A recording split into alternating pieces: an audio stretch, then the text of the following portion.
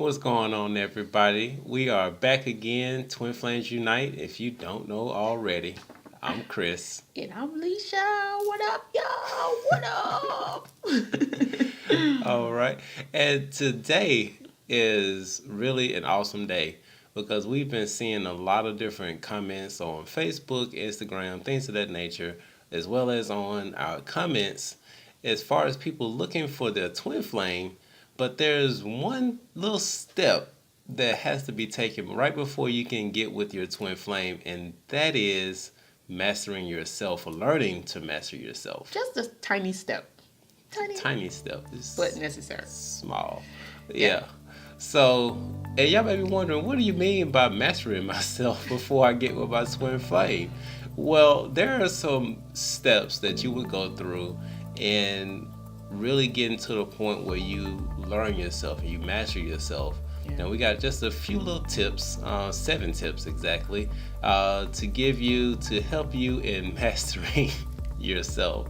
Okay, so we're gonna jump right into it to help y'all out, and hopefully this is some awesome information where we're gonna give it to you. All right. So we're not gonna waste any time. We're just gonna dive right in. And these steps you can just use for yourself. I mean, if you're not looking for a twin flame, or if you're just looking to improve on yourself, you can use these tips also for self-mastery. So this is pretty much for anybody. Definitely.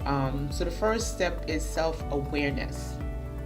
Now, when I say self-awareness, this is your self-consciousness. This is the ability to observe and understand your own thoughts and feelings, and even your actions. So that's important. Now, along my journey, what I discovered was I had some patterns and some traits that I realized it was there, but I didn't know where it was coming from. So that was my first step of being aware of my thoughts and emotions and my actions. Yeah, and that's an awesome step to go through when you're really discovering yourself and mastering who you are. Yeah. And in the next step of that, just like Leisha just said, once she became aware of those feelings, now we move into the next step, which is self-exploration. And at this point, when you think about self-exploration, you're really thinking about the study of your inner thoughts, your beliefs, your emotion, and your ideas. And you start to ask yourself a question like, where are these things coming from? And I did this a lot myself, thinking about where my beliefs come from, and things of that nature. And there's one particular story where Alicia and I were talking about why I snack so much. And every time we can't even watch a movie, we can't do nothing, snack. I always got some nuts or something. But in thinking about that, it made me start to explore, like, where is this coming from? And that actually goes into the next point that we're going to get into. But just realize that with this point of going through self-mastery, is really steps. You really can't skip any of these things. Right. So just stay tuned. So the next step will be self-discovery. So this is the interesting part. So it's just a simple process of understanding yourself. Now you're taking off the mask. You're taking off the persona. You're taking off, all the stuff that you were taught, your belief systems, and you're kind of diving deeper. You're getting to know yourself, your true self, your essence. You're questioning things. This is when the questioning comes in. So this is a part of self-discovery. You're going a bit further. Right. Than the self-exploration. Now you're discovering what you explored. And for me, with my self-discovery, I had to spend a lot of time alone. Yeah. That's when I started taking walks by myself in parks and just really being in one with myself. This is when I really started doing a lot of meditation, listening to a lot of 432 hertz, 528 hertz, and really diving into myself. Because when you're going through this process, it's really important not to lean to the understanding of somebody else. because they're not you. And you're not them. So they can't tell you how you feel unless they are able to read your mind. And there are very few people I know of that can actually do that. I can do it. So, yeah, she does it. She reads my mind all the time. But yeah, so you really want to take that time to really discover what's going on inside of you. Right. So that you can get a better understanding and get to a level of mastering yourself. Now, once you go through and you start discovering these emotions, these feelings, these actions, then you can start going into understanding why. And when you start understanding why, you start once again asking questions. Asking questions are the major key. Okay? Always ask questions. You want to ask how, why, when, and where. When you start exploring those things, then you start getting into the point of really coming to an understanding of, like for me, one of the things, like going back to snacking, and one of the things that I discovered by going through this process and realized that this self-mastery is something that continuously happens over time, because you'll have certain thoughts and feelings and things that come up as you go throughout your life, and you can stop and think like, where is this coming from? Exactly. But going back to the snacks, okay, when Alicia and I was talking about it, I started to remember that when I was a kid, my mom would always hand us snacks to eat, or whenever I was bored, and at that time we didn't have cable, so so I would end up snacking a lot or listening to music. So that's where that came from. And once I started understanding that and where it came from, that's when we started going into the next points, okay? And I know Alicia got that for me. All right. So after you finish with that part, now the next phase will be self-love. And y'all know that's my favorite topic.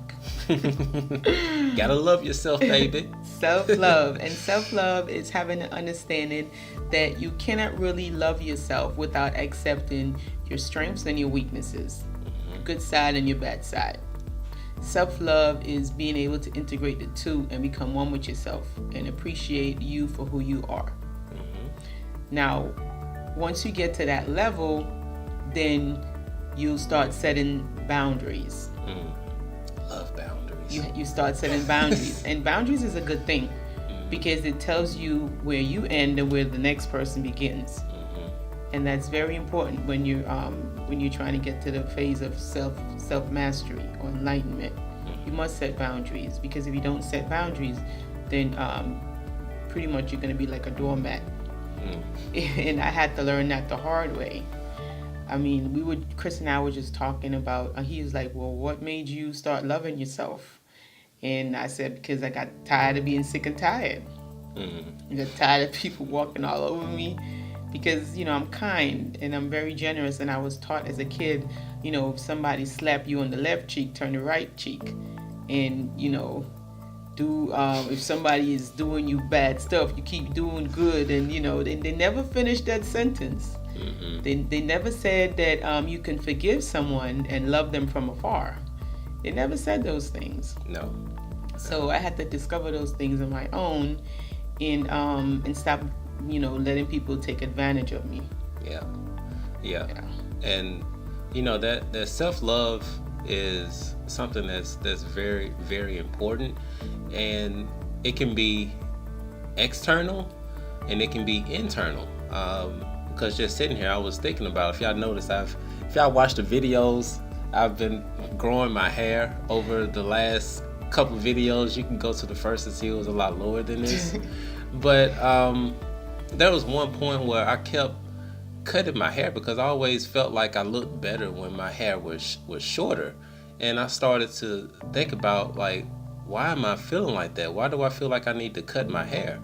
And when I started thinking about my childhood, I was picked on a lot because people didn't, I guess, like the way that I looked. And it seems like whenever I would cut my hair, get a new fresh haircut, people would treat me better.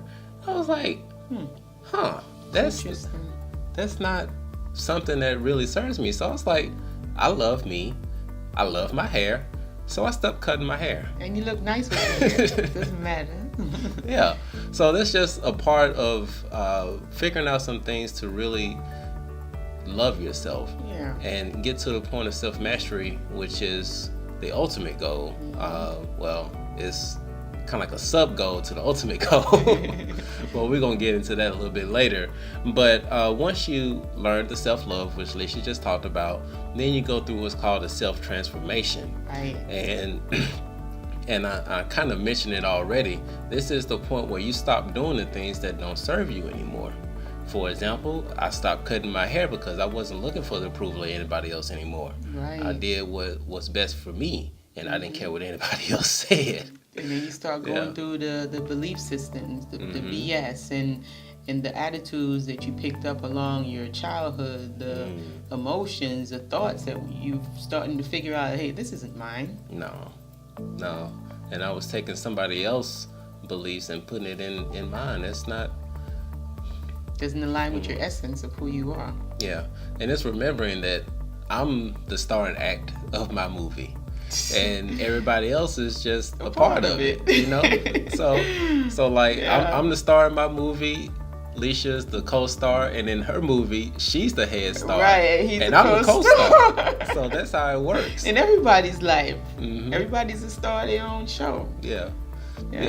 And so once you get to that point where you've gone through from being self-aware all the way to loving yourself from everything about you, you actually get to the point where you don't accept what people put in front of you anymore. Exactly. Because it doesn't align with who you are. It doesn't align with your essence. Yeah. And so now you're just going to automatically can have resistance because now you have boundaries. That's not in alignment with me and who I am. No. And you can say it nicely. Yeah. Oh yeah. It's perfectly okay to say no. You should try it sometime. Feels good. It feels real good. Just like no. No, thank you. Like, you want to go to the party later on? No, thank you. No. So, yeah, that's just a part of it. And for the next and the last part that we're going to cover is when you get to the part of self-mastery. And self-mastery is really when you get to the point where, and I think we mentioned this before in one of our previous videos, where you don't have any buttons to press. Right, and this self-mastery is when you realize that all the thoughts, the feelings, the emotions, you realizing that, hey, these are not even mine anyhow. No. The thoughts are like clouds. Yeah. They're like clouds. So when you get to self-mastery, this is what you realize. And you get to find out your essence. Yeah. Who you are. Yeah, and this also, now this is actually a byproduct of mastering yourself, is that once you start mastering yourself, you start going up in levels of consciousness as well. Yeah. Because you start moving from earthly plane 3D type thinking up to the 3D, 4D, 5D and stuff like that. Because when you get to self-mastery, then you can start to step back and see what's going on around you in the bigger picture. So self-mastery is very important so that you can not be a slave to anybody else. Exactly. You're your own master. You're in charge of yourself. And once you've gotten to self-mastery, that's when you actually get to dive into your Akashic records. That's a whole nother video. And then when you get into your Akashic records, you can see all your probabilities and all your options. Yes. From this lifetime, the next lifetime, the one you haven't lived yet. Yep. Yeah. So that's it, y'all.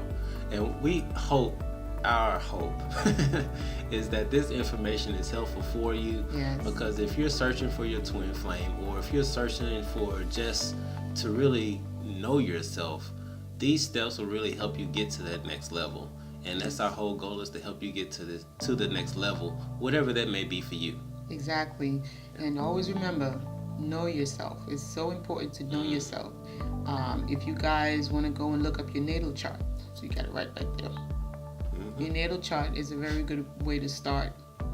It kind of breaks down your personalities. Oh, yeah. It helps you to figure out what are you here to work on in this lifetime.